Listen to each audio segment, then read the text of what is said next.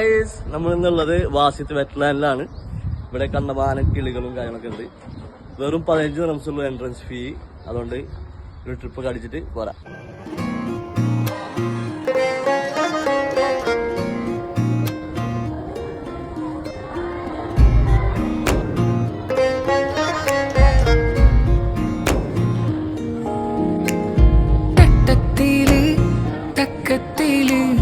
തന്നിട്ട് പോയതെന്ത് തഞ്ചത്തില് നെഞ്ചിൽ ഇനി നമ്മൾ പോകുന്നത് ബഗി റൈഡിങ് കണ്ട ചാക്കുകൾ തട്ടി മറിച്ചിട്ട് തക്കത്തി